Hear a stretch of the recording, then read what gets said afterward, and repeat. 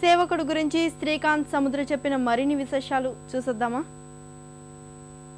చేయాలనుకున్నవాడు జనం మధ్యనే ఉండి చేయాలి. యు నో వాట్ డాడ్, ఇండియాలో సేవ చేయడానికి కూడా లంచం అడుగుతారు. అది కరెక్ట్ చేయడానికే నా తపనంతా.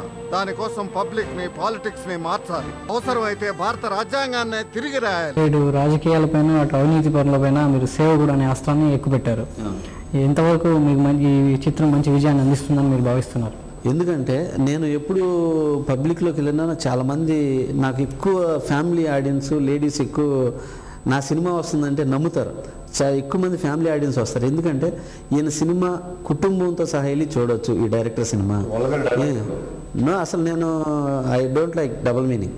అసలు అలాంటి నా సినిమాలో ఉండకూడదు. నెంబర్ 1. నెంబర్ 2, నా సినిమా ఫ్యామిలీ వచ్చి చూడాలి. ఎందుకంటే ఈయన సినిమాలు చూస్తే లేడీస్కి సపోర్ట్గా, లేడీస్కి ఒక బలం ఉంటుంది ఈయన సినిమాల్లో. ఆయన సినిమా చూస్తే ఈ ఐడియా బాగుంటుంది, లేడీస్ సపోర్టింగ్గా తీస్తాడు ఈయన సినిమా అన్న ఒక మంచి ముఖ్య ఉద్దేశంతో ఫ్యామిలీస్ ఎక్కువ వస్తారన్నమాట నా సినిమాకి. సో ఆ నమ్మకాన్ని దాన్ని నేను మమ్ము చేసుకోకూడదు. ఈ సినిమా డెఫినెట్గా ఆడవాళ్ళకి, ఫ్యామిలీస్కి, కుర్రాళ్ళకి, ప్రతి ఒక్కళ్ళకి ఒక ఆయుధం అన్నమాట ఈ సినిమా. ఎన్ని పార్టీలు వచ్చినా, ఎన్ని ప్రభుత్వాలు మారినా అధికారంలో ఉంటే ఎలా దోచుకోవచ్చు నేర్పించే పొలిటికల్ లీడర్స్, ప్రభుత్వాలు ప్రజల్ని మోసం చేస్తూనే ఉన్నారు. నేరస్తులకు భయం లేదు, అవినీతి పరులకు అంతే లేదు. మీ సపోర్టింగ్ క్యారెక్టర్ చార్మి కొంతకాలంగా ప్రత్యేక సాంగ్స్కే పరిమితమైంది. మీ సినిమాలో ఇప్పుడు అంటే గతంలో మీ సినిమాలో కూడా హీరోయిన్గా యాక్ట్ చేశారు. ఈ సినిమాలో ఆ క్యారెక్టర్ మీకు ఏ విధంగా సపోర్ట్ ఇస్తుంది? ఈ సినిమాకి చార్మి అనేది 100% ప్లస్. ఎందుకంటే ఒక హీరోయిన్ సాంగ్స్, గింగ్స్ అన్నీ ఉంటాయి దీంట్లో. తనకి నాకు 4-5 సాంగ్లు ఉన్నాయి.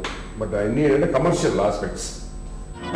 మగధీరుల్లో మహజాతకుడమ్మో, దురుడు సింహరాశిలో కుమ్ముతున్నాడమ్మో.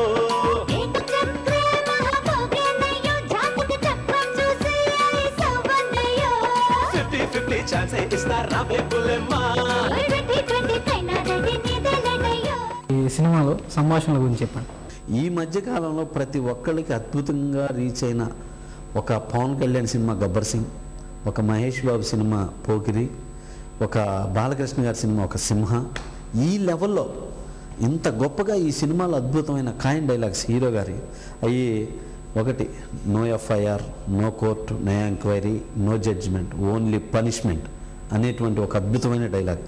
ఆ తర్వాత ఒక రాజకీయ నాయకుడు దొంగో దుర్మార్గుడు అయితే 5 ఏళ్లే జనాన్ని పీకు తింటాడు, కానీ అదే ప్రభుత్వ ఉద్యోగి లంచగొండ అయితే 30 ఏళ్ళు జలగల్లా పీకు తింటానే ఉంటారు. అలాగే పుట్టింది భారతదేశంలో, పెరిగింది భారతదేశంలో, సంపాదించి భారతదేశంలో, ఆఖరికి నువ్వు చచ్చేది కూడా భారతదేశంలో, కానీ నువ్వు దాచిపెట్టేది మాత్రం స్విస్ బ్యాంక్లోనా అని చెప్పి చంపి సంపాదించడం నీ బలం, చావటం నీ బలహీనత అంటే మన రామకృష్ణ పరమహంస గారి క్యాప్షన్ అనమాట. సో ఇట్లాంటి అద్భుతమైన డైలాగ్స్ అన్నయ్య చేత చెప్పడం జరిగింది. అన్నయ్య ఆ ట్రైలర్లో కొన్ని సంవత్సరాల క్రితం రాసిన రాజ్యాంగం ఈ రోజుల్లో సవరణ చేయాలి. ప్రజలు రాసే రాజ్యాంగం కావాలి. అది పాలకులకు భగవద్గీత కావాలి. Break the rules.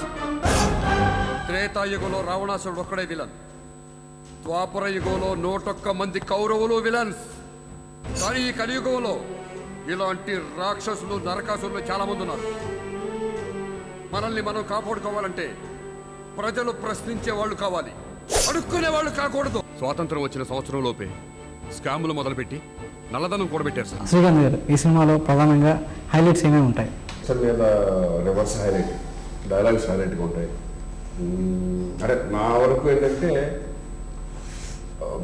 ఎమోషనల్, భయంకరమైన ఎమోషనల్ పీక్. అంటే ఆ టైప్ ఆఫ్ పర్ఫార్మెన్స్ కానీ, ఆ టైప్ ఆఫ్ డైలాగ్స్ కానీ ఇలా నాతో సముద్ర చేయించాడు.